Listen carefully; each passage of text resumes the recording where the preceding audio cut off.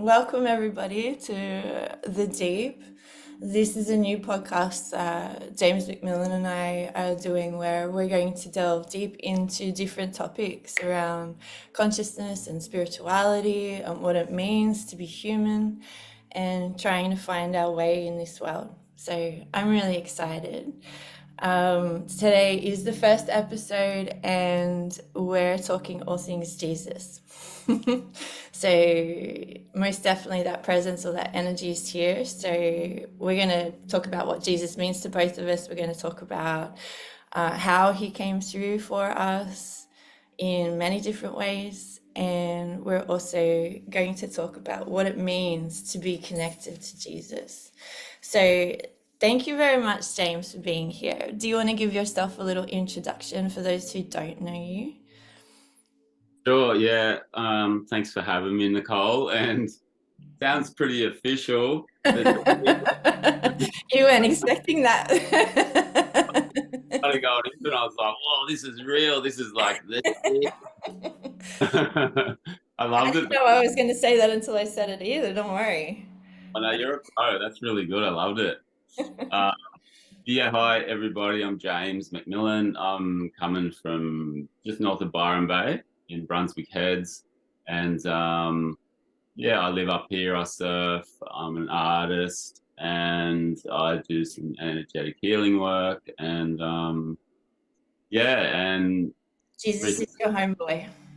this is definitely my homie for sure, and it has been for a long time in different ways, and at different levels, but coming on stronger and stronger all the time. I think he, you've got to be prepared for the different levels of like downloads and stuff like that, which is coming on pretty strong in the last probably 2 years, that's for sure. Yeah. Yeah, and I feel, I'll do a little introduction too for those who don't know me. Hello, everybody. I'm Nicole. Um, a lot of people know me as Nicole Loving Earth, and I'm based down in Cronulla, so just south of Sydney. I teach consciousness, meditation, spirituality, energy healing, and I have students and clients across the world. I'm going to put both of our details down below for this podcast too. So if anything that we say resonates with you, or you want to find out more, or you want to connect with us directly, you can do that too. Or if you want to find out more of what we're about. So thank you, and thank you, James. I think we should just jump straight into it because I've got Jesus sitting here with us. So this often happens when I'm talking about a subject. The beings or the beings of light that are associated with that subject kind of come in and just sit with me. And maybe I should just explain what that means. It's almost like a transparent film. So like when you think of cartoons in the olden days where there was like a transparent film across, then you could take that off and put that back. It's kind of like they're sitting here through that transparency. So it's not like they're in full physical form. It's more like they're a transparent energy. But when I close my eyes, they're in full physical form. So the energy of Jesus, the first thing I want to say, and I want us both to jump into our story here, but the first thing I want to say, or the first thing he's asking me to say, is to separate your idea, and this may trigger people, this may open people, this may activate people, is to separate your idea of Jesus from religion. Okay, so just feel into the energy that's coming through our words or through what the context is of what we say, but separate your idea of Jesus from religion. Religion or the texts that were written by men that we don't know what their state of being was. We don't know what their state of emotion was at the time of writing. And so to feel the love of Jesus is that pure divine love that you experience, that James and I talk about, that we've done workshops on. And it really is a pure loving energy, free from judgment, free from shame, free from any kind of feelings of distortion or disturbance in regards to exactly who you are. So, James, what's the experience of Jesus' energy for you in regards to like what I just spoke about? Like, do you agree with what I said, or do you have like a different opinion, or yeah, what's coming through for you? No, I'm on this, a very similar page with you in that. And when I did a meditation this morning, and just connecting with Jesus, and talking to him about what I should say today and what's the best thing to communicate and all that sort of stuff.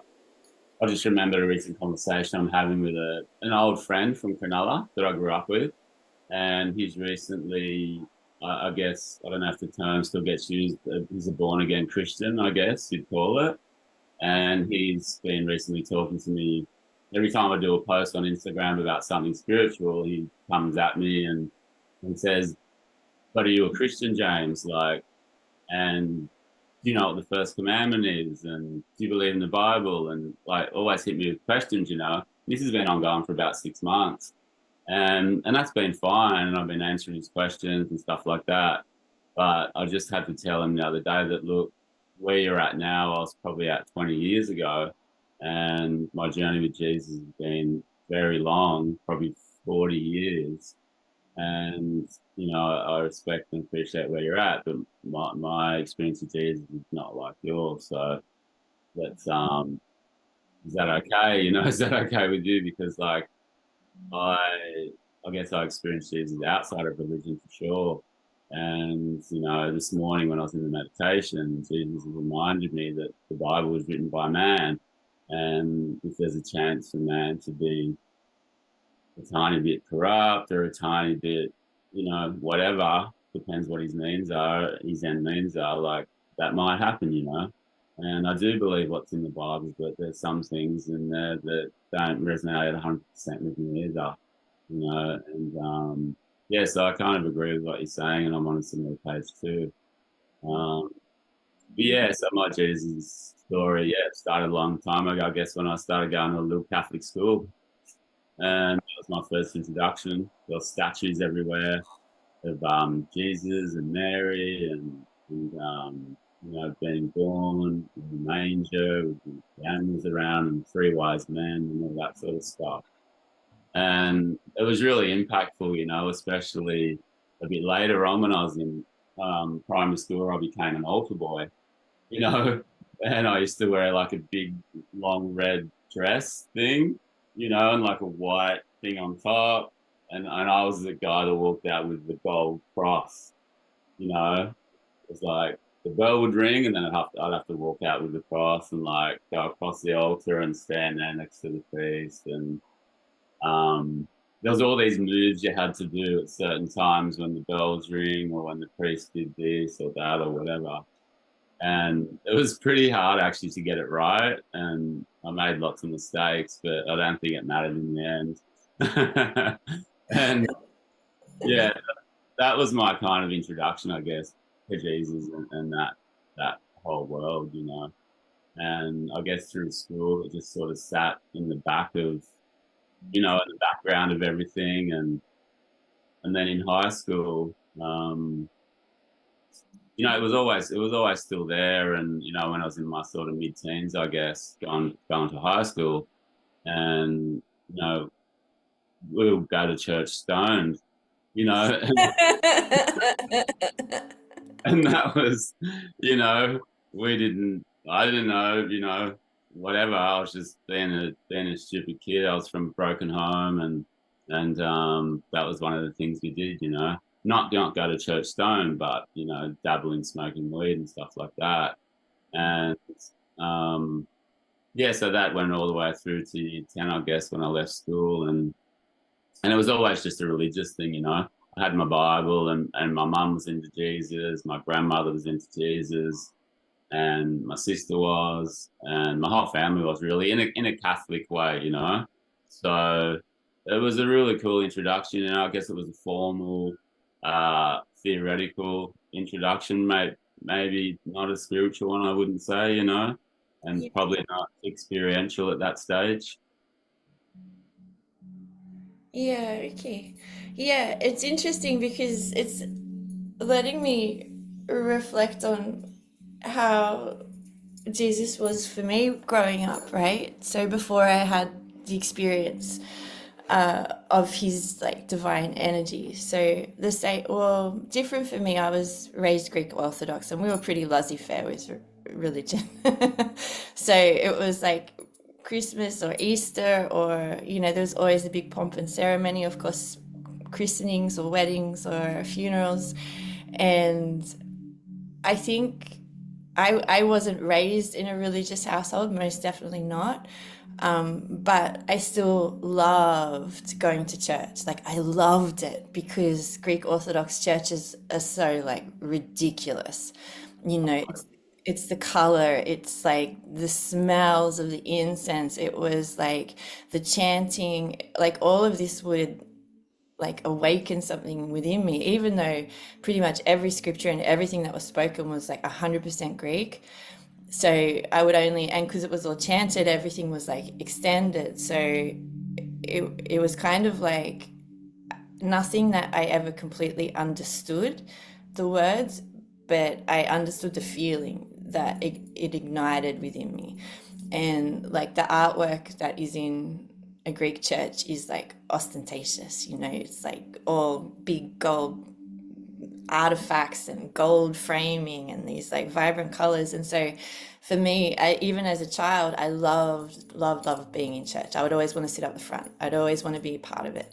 I'd always want to be like the first to receive communion. It was kind of like this exciting thing for me. And then, of course, like in my teenage years, I didn't go to a Catholic school, definitely not. But in my teenage years, I did everything I could to get out of anything. I never did scripture. I'd, wag or skive off or jig that subject or get mum to write a note saying that we were atheist.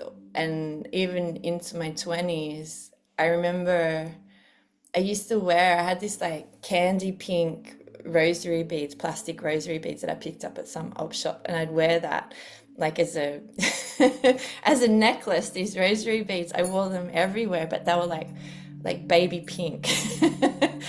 And I had no connection to religion. No way. If this version of me would say to my 20-year-old self, hey, by the way, you're going to have like this amazing connection with God and Jesus and, Mother Mary and Mary Magdalene and all of these religious figures, I would have scoffed. I would have gone, no way. So it's interesting to me now how much a part of my life they are now, but exactly what you're saying, separate from the theology so much, or it's a feeling for me, it's a connection, it's like a relationship for me rather than a text that I follow. Yeah, So yeah. yeah, so I know you've kind of come, I'm wondering now, like,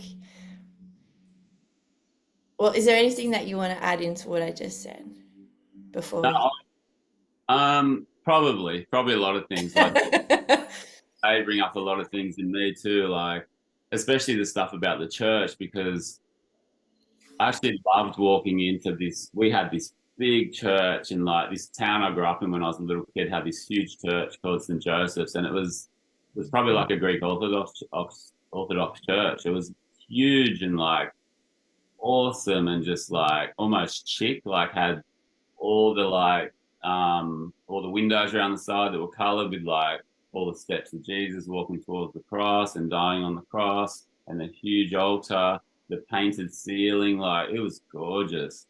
And I used to love walking into that building as well, and it really had an impact on me just looking around at all the things and wondering what this story was and like why is everything so like huge around this man, around Jesus and his life. And and when you were talking about it then, about like what you used to feel in the church and stuff like that, it really started welling up inside me, like all the imagery and all that sort of stuff that I was feeling there. And like, and I did love the ritual of it, of like, it was the same every time when you go to a Catholic church. It was the same thing, like the same 50 minutes would like pan out in the same way.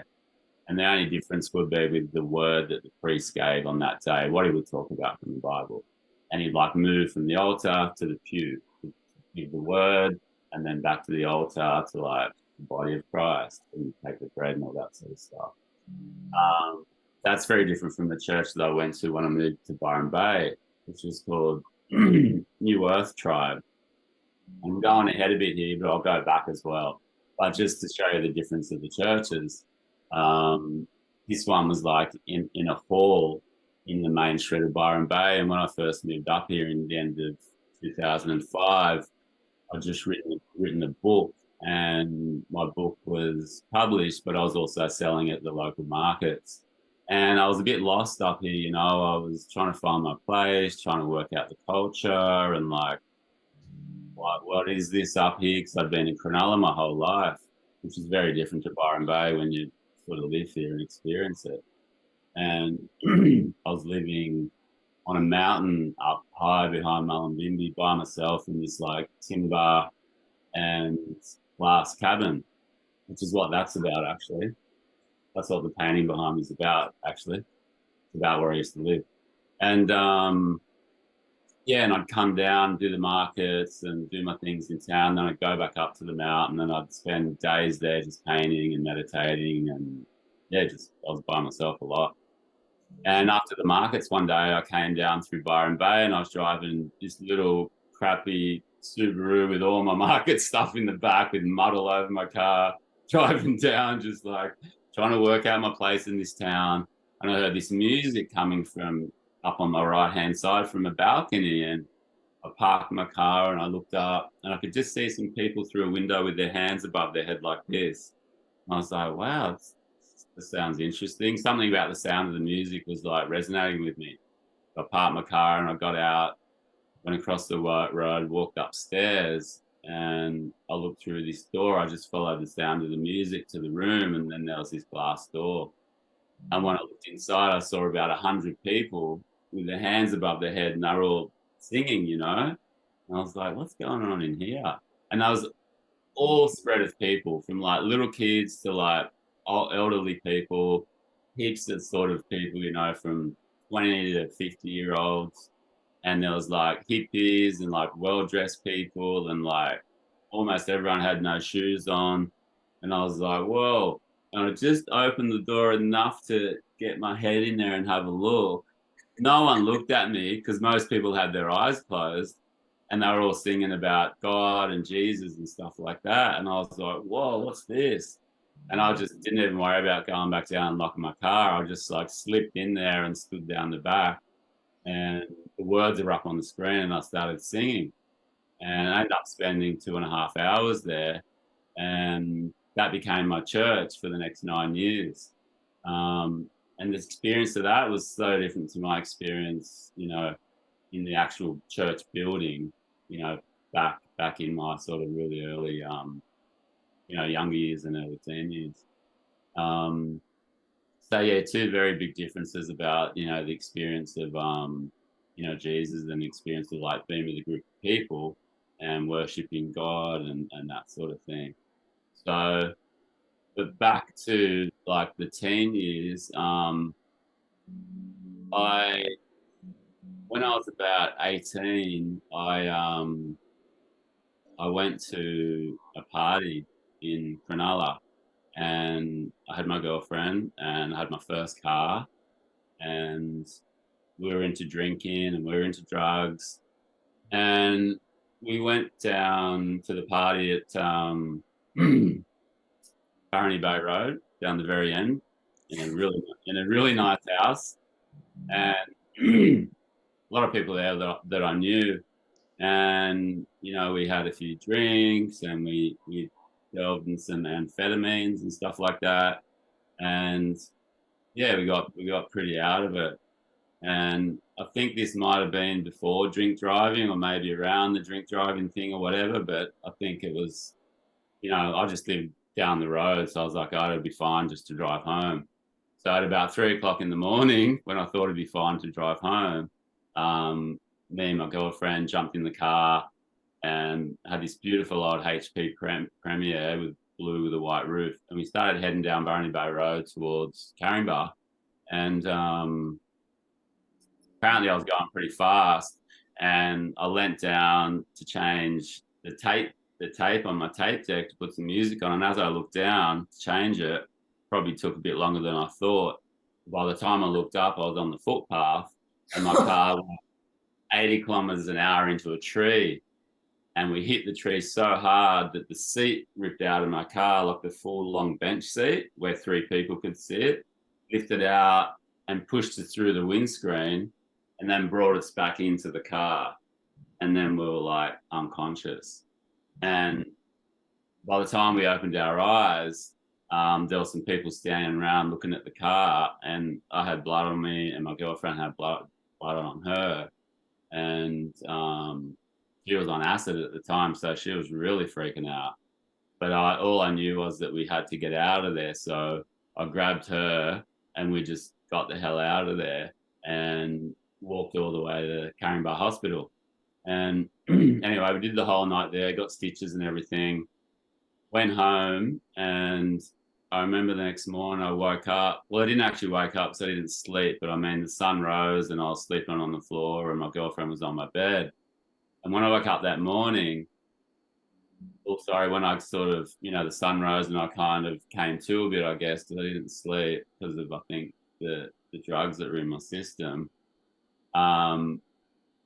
Jesus just kind of came to me, like, not in a spiritual form, but just came into my mind, sort of thing, and pointed me to a church that was 3 doors up from where I lived in Croydon Street in Cronulla.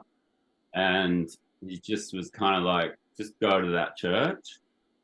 And I was in a really bad state. I had, like, my head was shaved because I had stitches on my head and I was still out of it. And my mum was like coming in the room worried, what's going on, what happened. And I just said, look, I've just got to go up the road to church.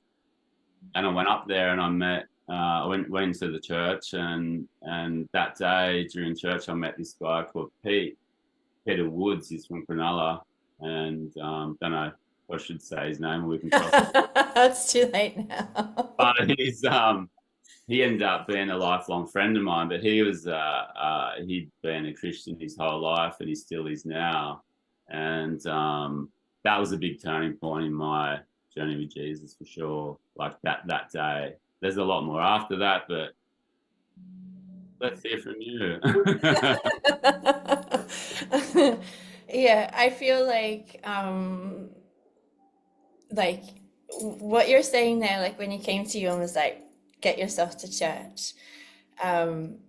Jesus is a very loving energy for sure, and I want to kind of go into like our more spiritual experiences of it, but there are also times where I want to say he like almost reprimands, or in his own very calm and loving way. I definitely feel like your experience there reminded me of I've had accidents. I've had times where I had a motorbike accident at 12 by myself on a farm. I had a car accident. I was knocked unconscious with the motorbike accident, and I didn't have a scratch on me. Like, never broken a bone, never like had multiple stitches or any kind of like serious injury. And it's so interesting to me because I've never really understood it. Why? It's not like I didn't push it. It's not like I didn't put myself in situations like even that Barony Bay Road. Like that's why I was laughing when you said it, because I think I probably about the same time as this party that you're saying, or the same period of time. I mean, I rode down that hill on a bike that I didn't realize didn't have brakes. That exact hill, my girlfriend lived on the water at the end of that road, like not the end house, the one in on, and it would have been around the same time. And I rode down that hill not realizing the bike had no brakes, and she was on the back being doubled. And I just skidded out on that. You know how there's that side street. I rode down realizing there's no brakes, and so I tried to turn up the side street like we were, had a bit to drink, probably had a bit to smoke and everything else. And she broke bones and hurt herself, and all I had was grazes. And I mean, we would have been flying down that hill probably 50, 60, maybe 70 kilometers an hour. So that road, and if you're from this area, like I think everyone has a story about that road, how steep it is. And so it's kind of like that accident could have been so much more serious, and it wasn't, Yeah. you But know? you feel like Jesus or the Holy Spirit was around, kind of like getting you through Exactly. those things sometimes. Yes, absolutely. I feel like even, and I want to come into like more about modern day experience or like current experiences, but it's almost like one of the first times I connected with my guides and Jesus was there, I asked him, I was like, I got really shameful. I had a lot of shame because I realized like everything I'd put them through. I realized like that I must have kept them on their toes. And I was like, it's almost like the moment I started really conversing with Jesus, from my own choice, I was faced with everything that I'd done because it was like a mirror was being shown to me of someone saying, I've been there with you every step of the way. I've been there with you through every moment. I remember everything that you've ever done or said. And it's kind of like that feeling of like, oh God. Like literally, oh my Yeah. God. Everything. Oh, shit. Like everything, like Sorry. everything. And it's like that feeling what came through. Like all he said was, yeah, you kept us busy for sure. Yeah. You know, it's kind of like, oh God, I'm sorry to the archangels and all the protection they had to put around me. I'm sorry. I'm sorry. I'm sorry. I'm sorry. I'm sorry. So there was this like complete contrite energy of mine, like just for months. And he would like hold my face. Jesus would hold my face and be like, you're here now. Like, you know, he doesn't ask for repentance. Like he just asks you to acknowledge and move on, acknowledge and make the change, acknowledge and be different. Okay, you've seen what you did wrong here, be different now. It's not like he's asking for punishment or some kind of detention, or you know you have to appease him in some way for him to accept you. He accepts the acceptance that you have of the situation that you've put yourself in. um Yeah. yeah, go. Just one thing came up, like one thing that's been on my mind lately, and in this conversation with a friend of mine is, Luke 17:21, when Jesus says, behold, the kingdom is within you. Because the Pharisees saying, hey, when's God gonna come? When's the kingdom, of heaven coming? And Jesus says, behold, the kingdom is within you.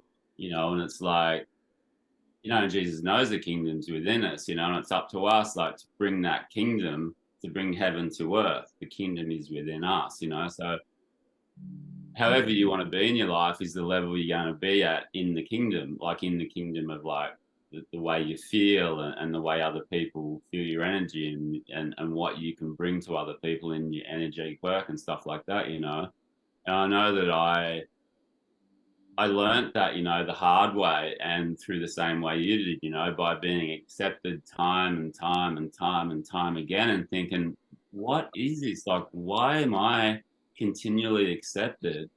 And why does Jesus keep coming back to me? Like, I thought I sinned like 100 times. Like, and I kept on sinning, not in a crazy big way, but as far as the Ten Commandments go and stuff like that, yeah, I had sex before marriage, and other things, and stuff like that. And I like that Jesus still came. So it's yeah, I just wanted to throw that bit in there about, Yeah. it's, uh, No, no, it's good. It adds to it because the same thing comes through for me. It's like I think in the start of doing energy work and channeling and tapping into consciousness, I would get lost in it. I would be in it for like hours because I didn't want to come out, right? and I didn't want to come out of that experience or the energy of it. I would kind of be like just so surrounded by love, so surrounded by acceptance, so surrounded by this divinity, this light, that I just, every time I came out of that like meditation, it would be, oh, this world is so sharp, it's so harsh, it's so hard, like I don't want to be here. And I truly, this was like, a period of like 4 or 5 years ago, I truly understood suicide. Like I truly did. Yeah. Because I was like, well, if you've experienced that and this world is so far from that, it's like, why wouldn't you? Yeah. Right? So I had all of this compassion come around suicide. I got it. Um, I understood it. I know it hurt, but I understood it, right? And I feel like that's been that this is something I've said for a very long time, is like part of my role here is that experience that that experience that I have access to like on a daily or a moment to moment basis. That's my part of my role, is to bring that experience through so that people that come into contact with me, and I know James you have this as well, it's like people that come into contact with me or they speak to me, it's not something I'm preaching to them, it's a feeling that they have when they're around me. And that is from that place of non-judgment, or that is from that place of unconditional love, or from that place of being seen or heard or being accepted, right? And that's how I feel like one of the ways that we bring heaven to earth is like through our energy and through others experiencing that feeling that maybe they can't put it to words, maybe they can consciously understand it. It doesn't matter. The sun shines upon all, no matter your beliefs. So it's kind of like, all right, well, I can bring that experience of consciousness or God or Jesus through me and allow others to experience it, no matter what their religious beliefs are or their leanings towards God or anything. It's almost like a secret sucker punch that they don't even know. But it's, I want to, how do you feel about that, actually, before I move on?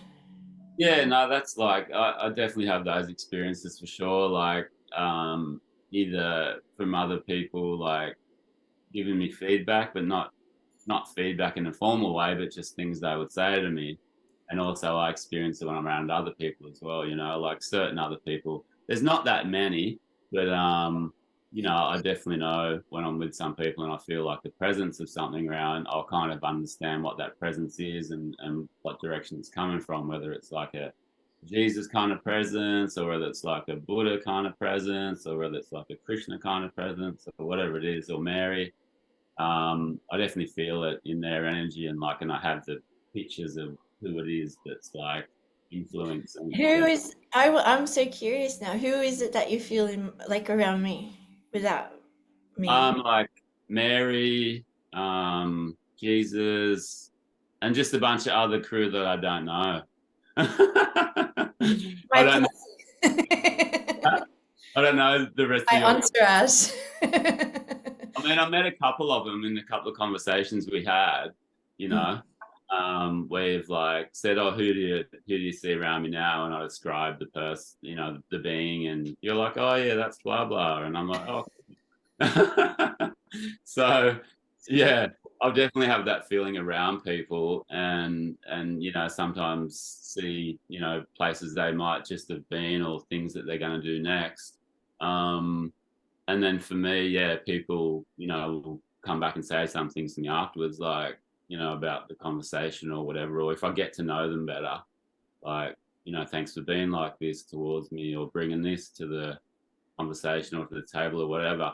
And it's an unconscious thing, I think it's just like the more you walk that path and the more you soak in the presence of Jesus and the Holy Spirit, for me, the more that sort of just comes through in everything you do. And it's not, that is a special thing, but it's just, if you put in the time with anything, you become more of that thing, you know what I mean? And I put lots of time into my meditation into my prayer, and I talk to Jesus every single day and all the time, you know, and I feel him around and stuff like that. And the reason I feel like I can do that is because of the experiences that I've had in my life, you know, up to this point. And the reason I was talking about all the other stuff at the start of our conversation is because I see this as a pretty big conversation, and you know, maybe we'll need to do a few of these podcasts to get the thing, everything across. And it's a stark contrast to what I've experienced in the last 20 years to what I experienced in the first 20 years of my life. Um, and um, you know, I won't go into that now because it's probably going to take longer than we've got. But yeah, I'd love to share some of those experiential stories I've had with Jesus, which reaffirm his, like, you know, presence in the world, and also in my life. And yeah, and I just feel super. I'm really grateful for it, and I still don't know why. why, why I'm in this position. I do understand it, I guess, but like it still feels, sometimes it feels pretty special, you know, to Yeah. sort of have that intimate relationship, you know. Yeah, and I feel like, yeah, even for me, like my Jesus story, or the first time he came in through a spirit, I want to touch on. I think we do our Jesus stories in the next one. There, there was, so you're gonna have to stay tuned, people. You're gonna have to come back to hear the first, like the big, powerful spiritual experiences of Jesus. There was a time before I started doing this when I was still chefing. Um, I keep seeing the visual for it, so they're asking me to talk about it.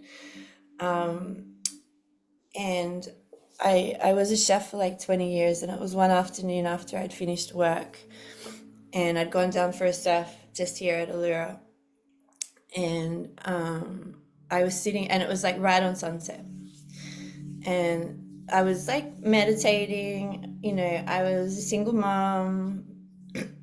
I was out surfing, it was sunset. I don't know why they asked me to say that, maybe just as a setup, but I was really searching.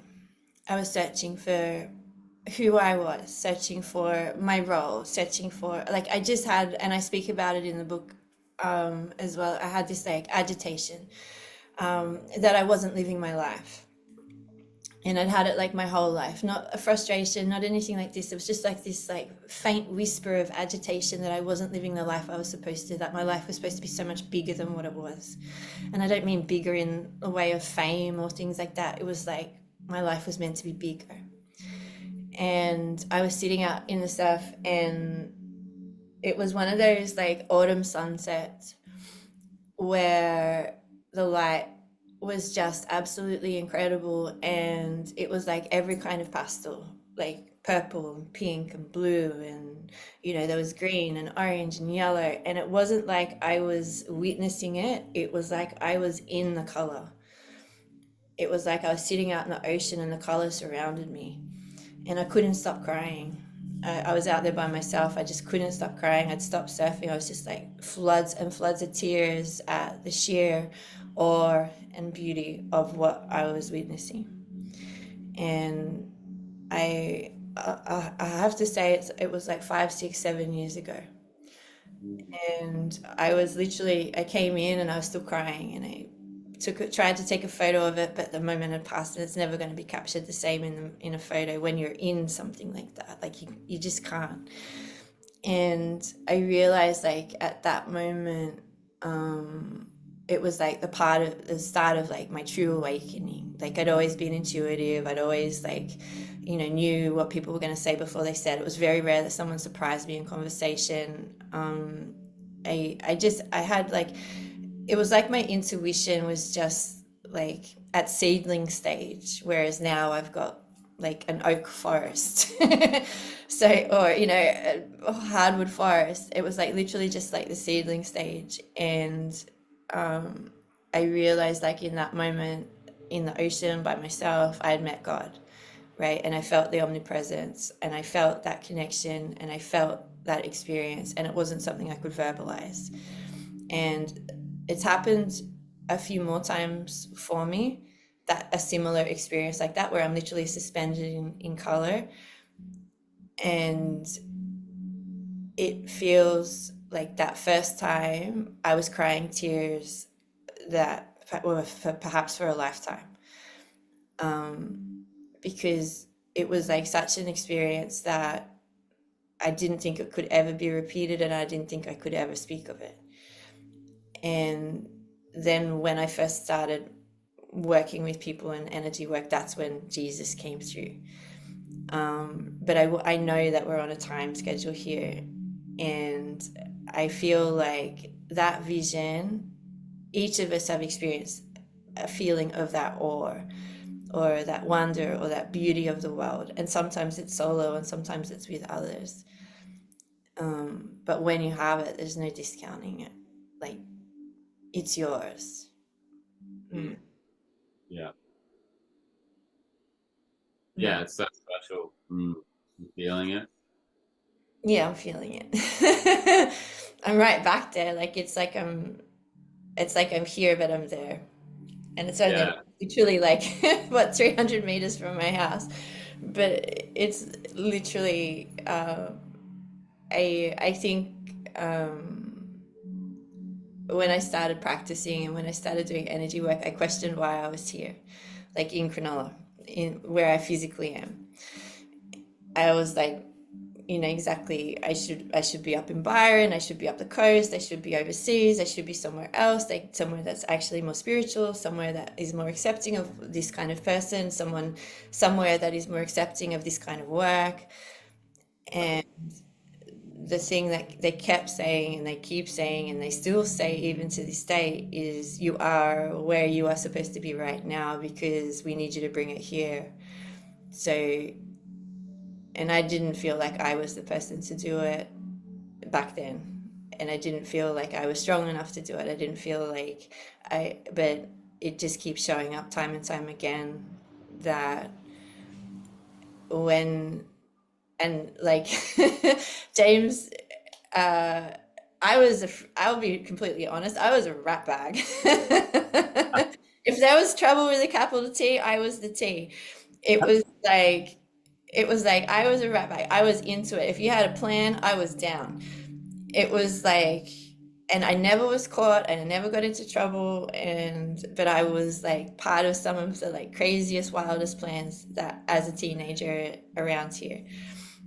And I I guess like a lot of people in this area know me as a rat bag, know me as a chef, know me as their little sister's friend, know me as like the person who taught their kids swimming, know me as the person who cooked for them or had them at a cooking class, who know me as my girl's mom, who, like, this area knows me. And I feel like the moment I started trusting myself that I was the person to do this, that's when the trust of others fell into place, if that makes sense. Where they're like, wow, she's lived a life. Yes, she's been kicked out of numerous venues. Yes, she's hung from scaffolding. Yes, I was there when you did this. I was there when you did this. But you've lived a life and look at you now. And so it was the moment that I started trusting my connection to bring this through that it all started coming through for people around me. So it's interesting, the thing about trust and belief, because I think Jesus has played the major role in my trust and belief in who I am. Yeah. Yeah. That's a huge mantle to be handed. If you know this area, it is. As a human as well, just as a human, and then having all of that, you could call it baggage, or you could just call it life experience behind you, and seeing that as your identity, for so long, and then just to be like, oh no, like I'm going to go from like black to white now, and like there's the whole spectrum of colors in between. And it's like, as a human, I know I've been through the same thing on numerous occasions. Like, even when I've got an art show on or got to talk somewhere or whatever, all that stuff from behind kind of is still there, and it's like not as much as it used to be, or sometimes not at all. But I know that I know that feeling for sure, and like that's a huge thing, Who's coming out of the especially woodwork with this? when you lay it out like that, you know, like about, you know, all those things that you would have done throughout your whole life, and it's bringing up stuff that I've done too. And I was a bad kid, man. Stuff that we got up to as well, you know. I'm not going to go into it unless someone asked me one day somewhere. I would, and I'd have some stories that had really shocked people. Um, and that is that is why I'm still dumbfounded about some of the experiences I've had spiritually and with Jesus, and why I've really understood that, you know, Jesus was a man separate from the man-made religion of Christianity, and how loving and forgiving and accepting and non-judging, you know, Jesus is. And that was like the biggest moment when I felt that I was just like, oh my God, like I've done all this stuff and still here he is showing up to save my life, because basically Jesus has saved my life twice, and both not from dying, but both from like probably being tipped over the edge into like depression, like real heavy, and the other one would probably be psychosis, being tipped over into psychosis. And I can't wait to share those stories, you know, next time we chat, because they're so juicy, and I just like, they're for other people, you know. It's a story I experienced, but they're stories to share with other people, because I know so many people will resonate with them, or be inspired, as well in their own lives with things that are happened to them and things that are yet to happen to them, you know. And I'm sure, you know, you've got some stories as well. No, Yeah. at level. and Uh, uh, yeah. Oh, sorry, keep going. I was just going to say, it's so interesting, the middle bit where you're like, you know, and I think this conversation I'm having with my friend on Facebook Messenger at the moment is like at a really perfect time, you know, because I keep coming back to where he's at, and I'm so happy he's where he's at, because he was the biggest rat bag of our whole crew. He was he was like the worst of the worst, you know. He led us into everything bad in our lives as teenagers, and now here he is, and I'm like, whoa, I'm, you know, so stoked for him. But I'm talking about the middle bit between like where I discovered like Jesus as a man outside of religion, and like, and the forgiveness and the acceptance and the love and the understanding. Um, you know, that bit just like floored me, and I was like, wow, I can. I've still got a chance, you know, as well, you know. But that bit's gone now, obviously. But yeah, so juicy. Yeah. And there was something coming through as you were talking, and it just stepped out, but it's kind of like what Jesus helped me with, and you're talking about the rat bag group of friends and things like that. Oh, there it goes. Thank you for bringing it back. It's kind of like what he's saying to me now is like, if you own your story, right, none can shame you. Yeah, So it's kind of like when we hide from our story, we hide parts of ourselves, or, oh God, like, imagine this, takes off, or, and then who's going to come out of the woodwork? They're like, if you own your story, none can shame you. And so it's kind of like that feeling where I'm like, oh, okay, yeah, I've faced my story. I know. And there's probably some stories I don't remember for yeah. good reason. But it's I also want to. but it's also that feeling of like, okay, well, if I'm wanting to connect to Jesus, or if I'm wanting to connect to that energy, if I can see myself through the eyes of Jesus, this is the beginning, right? So maybe if you're like listening to this conversation, you're like, oh, now I'm curious, maybe I want to connect to Jesus. You can just easy call him in. I call the energy of Jesus to me now. And what message do you have for me, or allow me to feel that love? I am here in humble service. Go, Jim. Keep talking, but I gotta plug my PowerPoint in. And so it's kind of like that feeling of, all right, Jesus, like I understand that you're here for me. I feel you. I feel your presence, right? And that energy there is just like, for me, the energy of Jesus is like big brother energy. That's it. Big brother. And it's like the big brother I craved my whole life. I'm sure if I had a big brother, I would have kept him busy too. But it's kind of like that energy of he's got my back. This is the energy I've craved my whole life. That literally like a brother figure, like a big brother figure. I have a younger brother. And if it were not for him, or okay, he's saying, no, no, no. He said, I just assisted you. It's almost like he accelerated my healing when I connected to Jesus, and he was the one who taught me safety in my body, protection, my own protection for myself, and he also taught me how to trust men again. Like it was through him, through Jesus, that I was able to trust men. So it's huge. It's Mm, massive. it's huge. So Mm. much space. I Yeah. know, I can't wait. So I think this is going to be a three-parter, James. I think it's going to be the next one we talk about our Jesus stories and how we experienced that, like your two experiences, my one when he came through for healing, and then um, it might even be like direct channels from him for people listening. But before we wind up, or what's coming up for you, or what else would you like to add in? It's like I think there's such a playful element as well with like hanging out with Jesus and stuff like that. And, you know, it's, you just reminded me of when you were talking about, you know, the big brother energy and stuff like that.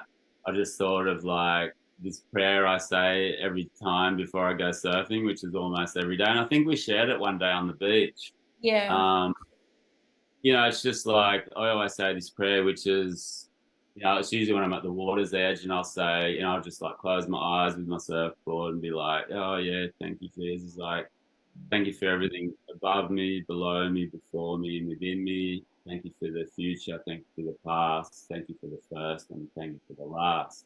And it's like, I'm just covering everything when I say that for me at that moment. It brings me right back into the present moment. And then I'm always just like, Holy Spirit, just come surfing with me. Let's go and have some fun. And just like protect me and just like line me up with like any animals that are in the ocean and let's do it. And then I'll just dive in and go surfing. And it's just like such a playful, protective, like amazing energy to feel just before I get in the ocean. Then I just go out and have heaps of fun and just like connect with the clouds and the sun and the waves and the people and you know, so there's that whole side to it as well. It's like it's just there's just so much. It's so broad, you know. Yeah, definitely is a very playful energy. Like humility is a big one. Like whenever I'm feeling a bit big in my boots, he would remind me. But yeah, I agree with you. I think that's one of the places as well where I commune with him the most is in the ocean. You know, most definitely, like, yeah, we shared that prayer together, going for a surf together. But I also like I'll say the same thing, like my own kind of prayer before I go into the ocean, thanking God, thanking Jesus for allowing me to be safe and within my body, and thanking my body for being able to do this. And when I paddle out, I normally sit on the horizon and just stare out. You know, I sit out and look out at the horizon before I even catch a wave, and that's like my communion, that's my gratitude, that's my, you know, connecting with the ocean and things like that. But there is this element of play to it. You know, we're here. I think Jesus encourages or allows that inner child to feel safe, you know, and that playfulness is almost encouraging your playfulness to come out, because when a kid runs up to you and wants to play, you have that. You, even as an adult, you have that like playfulness come out in you when there is playfulness surrounding you. And so Yeah.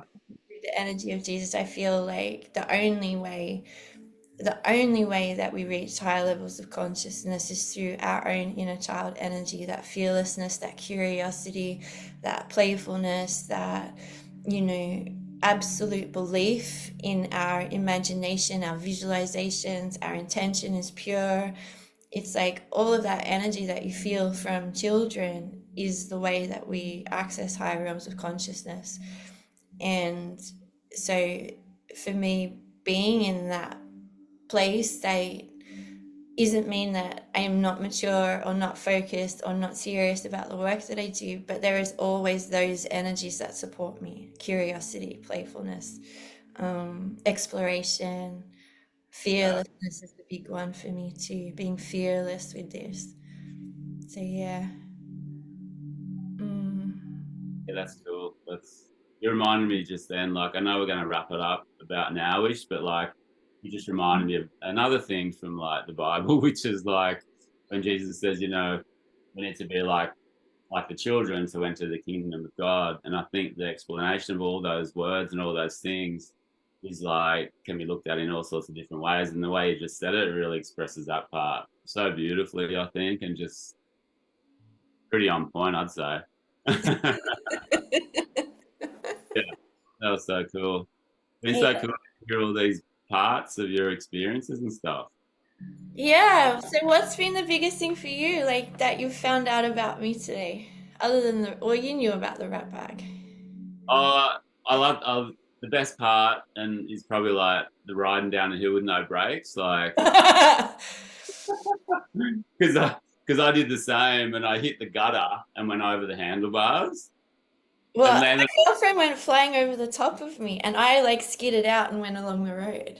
There was all the iPhones then to see that. Imagine like the people from their window filming you guys. How cool that would look.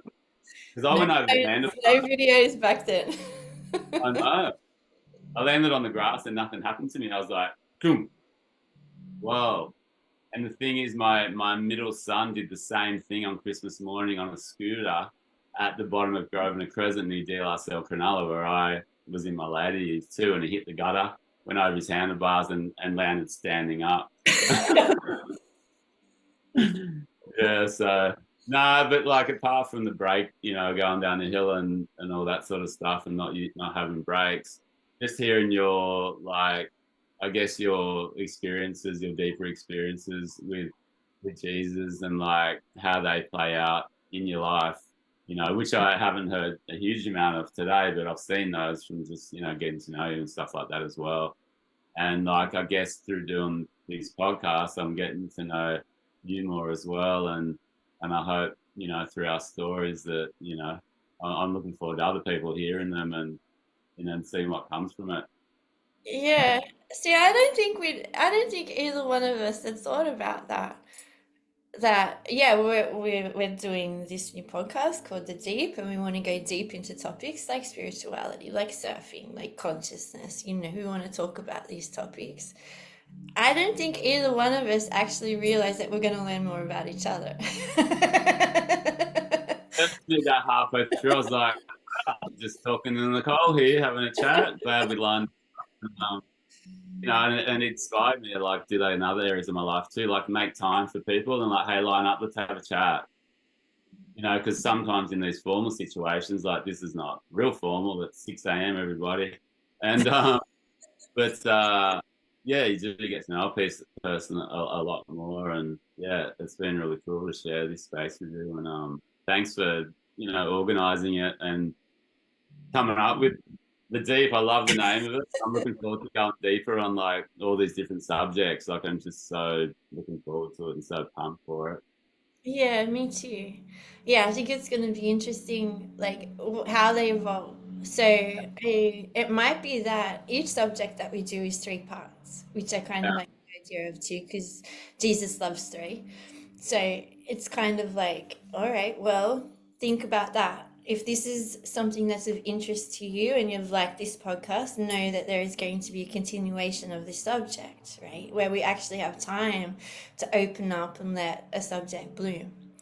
Yeah. think about that too, that if you're listening to this and you're like, oh my God, I want to hear these guys talk about this or that or this or growing up here or surfing or there's some of the topics that I know that both of us want to cover are things like Jesus, are things like conscious or sacred sexuality, are things like love and divine love and what that means, are things like higher consciousness and how do we access it. So it's kind of like thinking about the spectrum of things. If you've got an idea or something that you want us to cover, send us a message, let us know, and we'll do our best to incorporate it.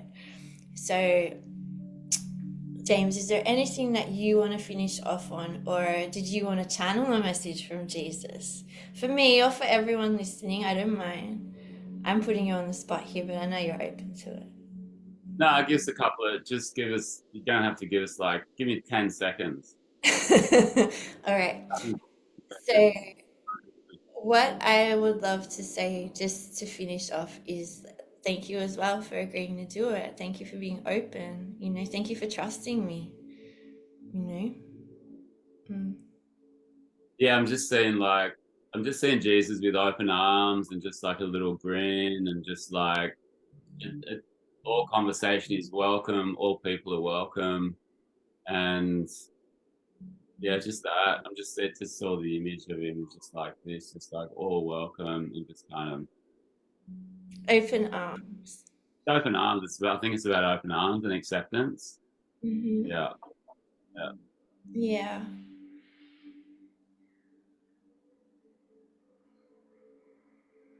Yeah, it's just love, it's just love. It's love for who we are. It's love for us speaking about the topic. It's love for us opening a new way of seeing him. Maybe for some people, it is. It's just pure love, and there is that bit of cheekiness there too.